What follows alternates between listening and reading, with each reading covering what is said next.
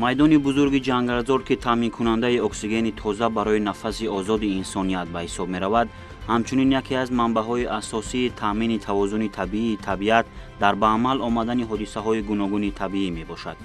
ҷангал маҷмӯи набототи табиӣ ки ба роҳи муқаррарӣ ё сунъӣ дар ҳудуди муайян аз маҷмӯи дарахтону буттаҳо дар алоқамандӣ бо дигар ҷузъҳои табиати зинда ташаккул ёфта, дорои аҳамияти калони экологӣ, иқтисодӣ ва иҷтимоӣ дорад.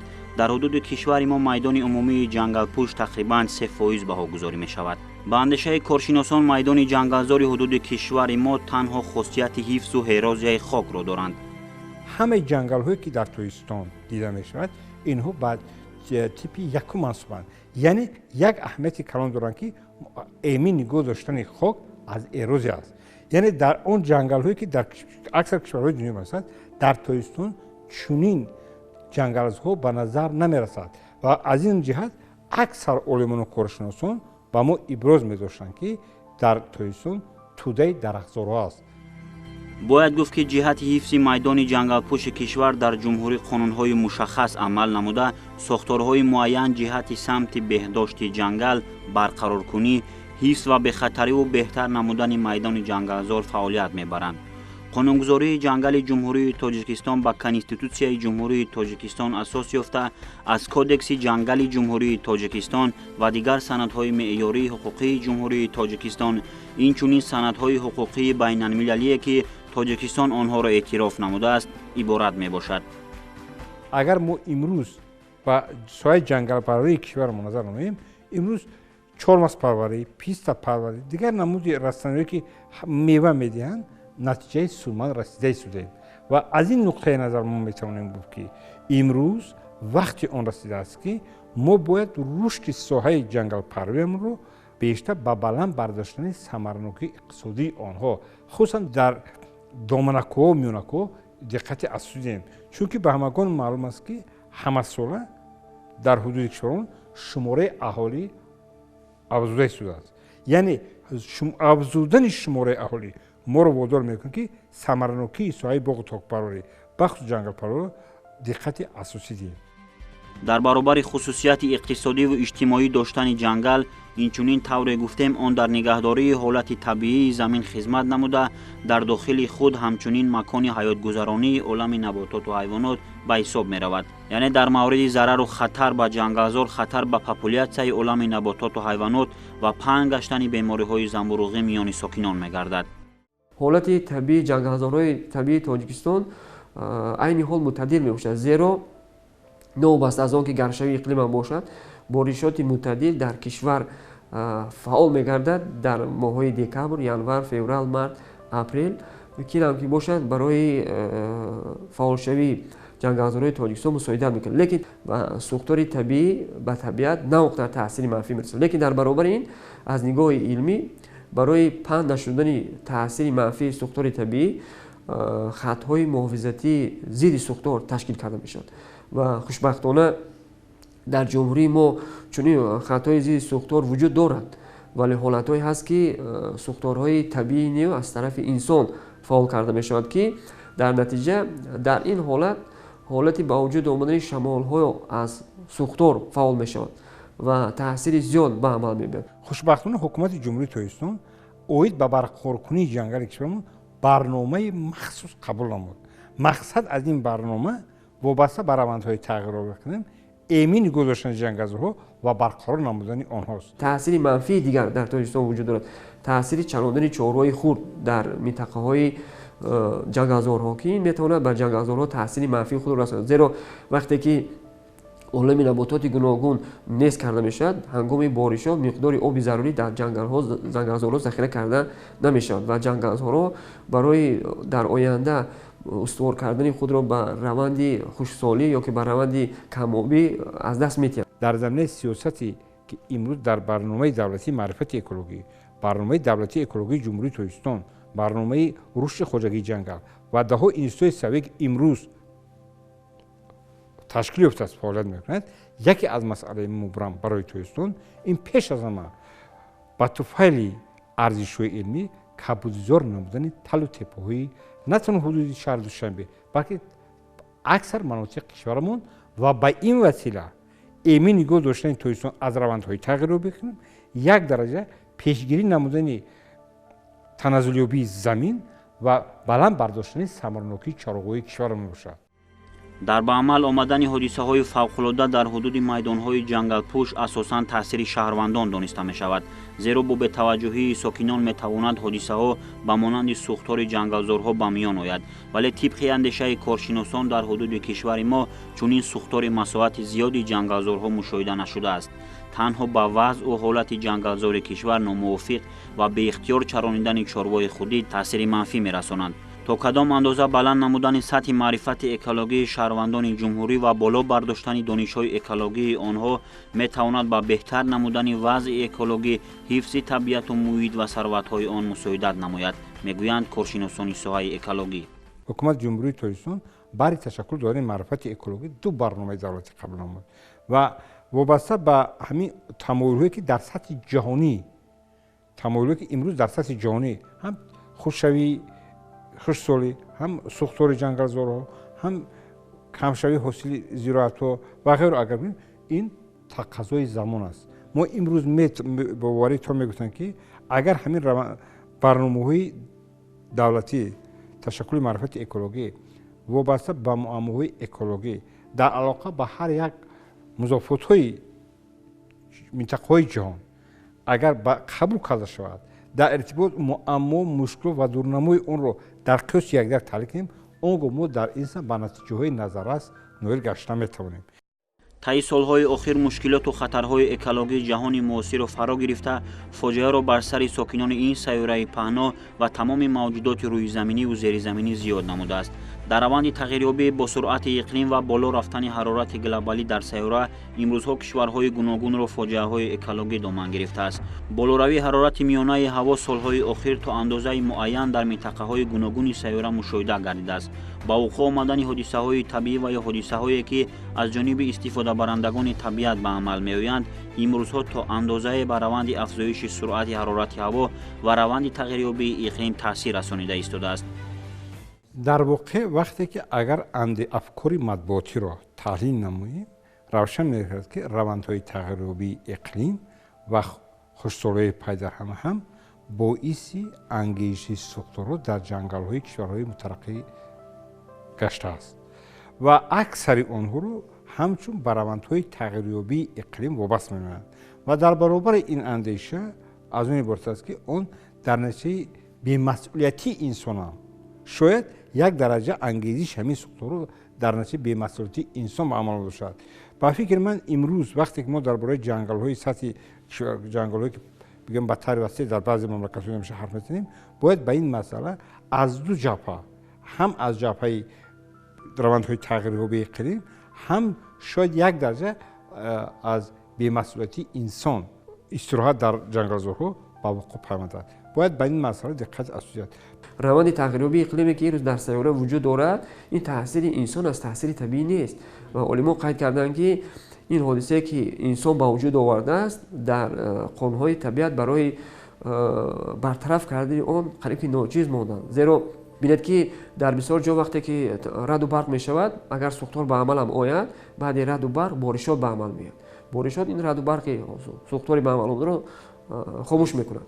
аммо вақте ки мо масалан гирем дар байни ҷангалзорҳо қувваи барқ бо воситаи симчӯбҳо мебарем, масалан гирем дар дохили ҷангалзорҳо оташ гулхан дар мегирем, истироҳат фароғат мекунем, онро масалан хомӯш намекунем то қатраи охирин ки дар натиҷа сӯхтор ба амал мебияд, ин боиси он мегардад ки барои пешгирӣ кардани он хеле хатари зиёд дорад. масалан гирем худо накунад ки сӯзиши ҷангал бегоҳирӯзӣ оғоз шавад, то пагоҳ масалан дар доми 8-10 соат чӣ қадар масоати ҷангалзорҳо сӯхта нобуд мешавад. инҷо барои мисол метавон сӯхтори ҷангалзорҳоро дар кишварҳои гуногун иброз дошт. масалан сӯхтори майдони бузурги ҷангалзори австралия ки нестии масоати ҷангалзори ин кишвар на танҳо барои қаламрави худи австралия, балки аз нигоҳи коршиносон барои тамоми сайёра фоҷиаи бузург аст. тавре аз ахбори мавҷуд буда маълум мегардад, ҳодисаи ба амал омадани сӯхтори ҷангалзор дар австралия нав набуда, балки ҳодисаи қадима аст, зеро дар ҷангалзорҳои ин кишвар сӯхтор чандин маротиба ба ҳисоб гирифта шудааст.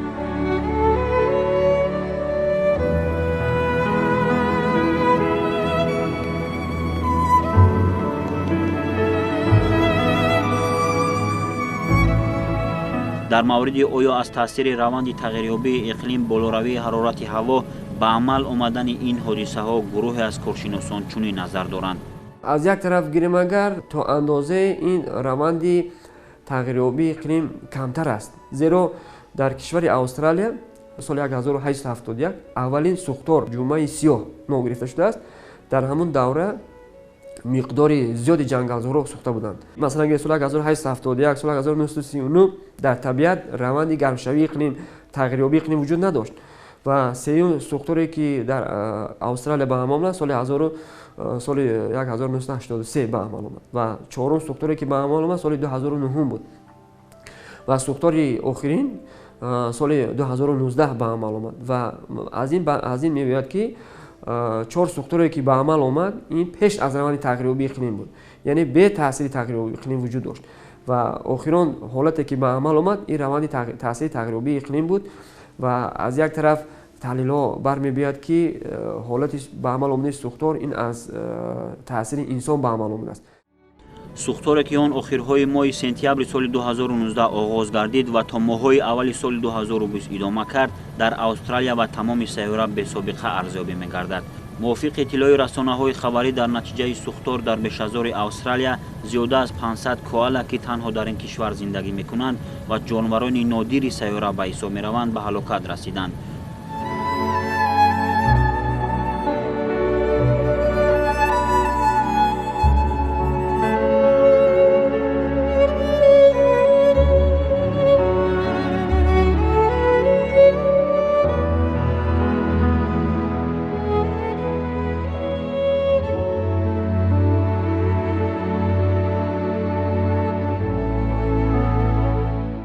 якумаш ки табиат сарҳад надорад ва дар табиат мавҷуд будани масалан гем дар Австралия нодиртарин кенгуруҳо ки таърихи миллионҳо солҳоро доранд ва популятсияи нодиртарин пайдоиши худи кенгуру дар табиат аз он ҷумла кенгуруи халтадор дар Австралия боқӣ монда буд ва ин таъсир боиси он мегардад ки аз байн бурдани ин намуд мешавад ва ҳангоме ки он намудҳое ки боқӣ мондаанд аз сабаби он ки норастиҳои ғизоӣ боиси тағйирёбии хусусиятҳои биологии онҳо оварда мерасонад ва аз байнравии худи намудҳо зернамудҳо ба амал меояд, зеро вақте ки биёму моҳҳои табиӣ аз байн мераванд ё ки екастия моҳҳои табиӣ аз байн мераванд, дар натиҷа намудҳоам аз байн мераванд. дар баробари ин таъсир ба минтақаҳои ҳамсарҳадии он, минтақаҳои аз он дурам бошад, ба назар мерасад. бояд гуфт ки дар натиҷаи сӯхтор майдони беш аз 6 миллион гектари бешазор дар Австралия сӯхта нобуд гаштааст. коршиносон бар он назаранд ки дар ин сӯхтор ва суръати авҷи он боло бурдани ҳарорати ҳаво таъсир гузоштааст, зеро ҳарорати миёнаи ҳаво дар ин қитъа то 41.9 дараҷа расид ки давоми чанд соли охир ин нишондиҳанда рекорди арзёбӣ мегардад. ба иттилои обу ҳавошиносон аз соли 1910 инҷониб ҳарорати миёнаи ҳаво дар Австралия то 1 дараҷа боло рафтааст. тағйирёбии вазъи ҳаво дар ин ҷо махсусан давоми 70 соли охир ба қайд гирифта шудааст. мутахассисон мегӯянд ки эҳтимол аст соли ҷорӣ ба ҳисоби 4 соли гармтарин дар таърихи мушоҳидаҳои обу ҳавошиносӣ шомил шавад. он ҳайвонҳое ки дар Австралия ба нестӣ рафта расиданд мешавад ки дар 10 солаҳо барқарор шаванд, лекин он миқдори гази карбоне ки дар фазо тавлид шудааст таъсири он то 100 солаҳо таъсири худро мерасонад. масалан дар гармшавии иқлим, обшавии пиряхҳо, бухоршавии об аз сатҳи замин, хушксолии замин, масалан гирем хушкии ҳавои атмосфера бештару бештар таъсири манфии худро мерасонад ва ҳар қадар ки дар фазо миқдори гармӣ зиёд тавлид шавад, миқдори гази карбон зиёд тавлид шавад, ҳамон қадар боришот камтар ба амал меояд. бинед ки дар фазои атмосфера миллионҳо ҳатто миллиард тонна гази карбон худашро ҷой кардааст. чӣ тавр боришот ба амал меояд? эҳтимоли боришот ба амал омадан хеле кам аст. азбас ки ангезиши ҳамин сӯхторҳо ба равандҳои тағйирёбии иқлим вобастанд, бинобар беш муболиға метавонем ки ин ба равандҳои тағйирёбии иқлим боз таъсир мерасонад, таъсири манфии худро мерасонад.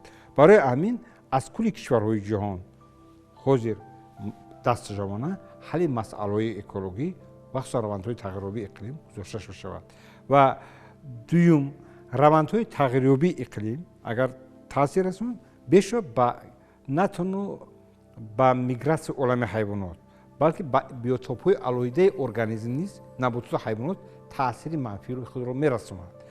Акр дар ҳамун ҳудуде ки австралия ё ки дар ҳудуди россия ки ҳамин сухторҳо ба вуқӯъ пайвастанд ё дигар кишварҳои дунё ҳамиро вобаста ба ин метавон хулосона натиҷагирӣ намуд. Дар тоистони мо ҳам равандҳои тағйирёбии иқлим имрӯз ҳам ба олами наботот ҳам ба олами ҳайвонот ҳатто ба сикли инкишофи рустаниҳои зироатии мо таъсири манфии худшро эҳсос карда истоданд.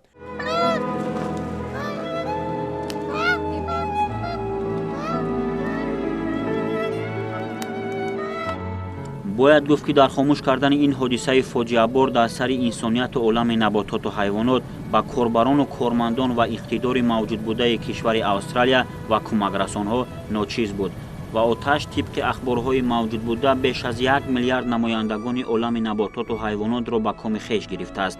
албатта нестшавии набототу ҳайвонот боиси вайроншавии занҷираи экологии олами набототу ҳайвонот мегардад, иброз медоранд коршиносон. ҳамчунин ба гуфти коршиносони мо наметавон дар ба амал омадани чунин ҳодисаҳои фоҷиабор дигар кишварҳо бетараф бошанд, зеро он миқдор чангу дуд ва газҳое ки аз сӯхтори масоати беш аз 6 миллион гектараи Австралия ба фазои атмосфера ворид гардид, ҳатман ки ба ногувории вазъи атмосфера таъсир расонида ба суръати тағйирёбии иқлим, хусусан болоравии ҳарорат то андозае таъсири хешро мерасонад. зурути равандҳои тағйирёбии иқлим сарҳад надорад. барои ҳамин ин нуқтаи назари кунае ки дар он кишвармон мо бетарафӣ не бояд кулли ҷомеаи башар баҳри бартарафсозии ангезаҳои сӯхтор дар Австралия, Россия, дигар кишварҳои дунё балкунанд чорабинӣ андешанд. Чунки онҳо масоати калони ҷангалзорҳо ҳам миқдори афзудани бигӯем ба газҳои гулхонагӣ мусоидат намоянд. аз тарафи дигар нестшавии набототу ҳайвонот боиси ангезиши ин ё он беморӣ дар байни ҳамон мардум ё ҳамон маҳал мекардад ки боз ба таназзулёбии биосфера оварда мерасонад. барои ҳамин ман ба он андеша ҳастам ки имрӯз вақти он расидааст ки мо бояд дастаҷамона ба туфайли қадномаҳои қабулшудаи созмони миллатҳои муттаҳид аз лиҳози гарчанде аз лиҳози манбаъҳои обӣ бошад бояд бо диди обӣ муаммоҳои глобалро дар кишварҳои мухталифи дунё мавриди омӯзиш қарор дода андеша афкори ҷадид ва сиёсати хешро дар сатҳи байналмилалӣ дар иртибот ин ё он масоили экологӣ масъалагузорӣ намоед. пеш аз саршавии гармиҳо дар тамоми ҷангалзорҳо бояд мониторинг гузаронида шавад ки минтақаҳое ки ғарами дарахтони зиёдро ба вуҷуд оварданд онҳоро мувофиқи қонун бояд ҷамъоварӣ карда масалан гирем ба хонаи кӯдакон ба мактабҳо ба бемористонҳо бояд супоридан дар кор аст то ин ки барои сӯхтани ҷангал мусоидат накунад. сӯхторе ки дар кишварҳои мухталифи ҷаҳон ба амал меоянд бе ягон муҳоббот гуфтан мумкин аст ки ба популясияи ҳайвонотҳо ва наботот таъсири худро мерасонад. умуман вобаста ба равандҳои бигӯем глобалӣ маърифати экологиро ташаккул диҳем, ин маърифати экологӣ ба гуфтугӯи тамаддунҳо асос мегузорад ва бешубҳа ин ташаккулиёбии маърифат ки боиси ҳамкории илмӣ дар байни кишварҳои мухталифи дунё мегардад. ин омили як дараҷа таназзулёбиро дар сатҳи сайёра эмин нигоҳ медорад. кишвари мо кишвари ҳарорати гармиаш баланд қариб ки як 8 моҳ идома меёбад ва барои ҳамин агар мо аз ин таҷрибае ки дар Австралия шуда истодааст истифода барем яъне онро ҳамчун барои бартараф кардан истифода кунем метавонем ки пешрои сӯхторҳое ки ба амал омад пешгирӣ кунем ва бисёртар бояд тавсияи олимонро ба инобат гирем, зеро ин тавсияҳо илман асоснок карда шудаастанд. масалан гирем ташкили хаттҳои зидди сӯхтор, бунёди ҷангалзорҳои нав дар минтақаҳое ки ҷангалзорҳо вазифаи биологии худро ба анҷом расониданд. ҳатто метавонад ки кишгардони ҷангалзорҳо пешрои сӯхторро гиранд ки ин метавонад ба ҳам табиат ба ҳам иқтисодиёт ба ҳам иҷтимоиёт таъсири мусбӣ расонад. ба амал омадани чунин ҳодисаҳо барои инсоният новобаста аз минтақаи ҷойгиршавии фоҷиа ва ваҳшат арзёбӣ мегардад, зеро ҳама мусибати ба миён омада боз ҳам таъсирро сари инсоният мерасонанд, вале дар ҳар сурат бояд инсон чораҳои зарурӣ ва пешгирикунандаро дар ҳолати омодабош қарор дода муносибати хешро бо табиат танзим намуда ба табиату муҳити зист нигоҳи нек дошта бошад.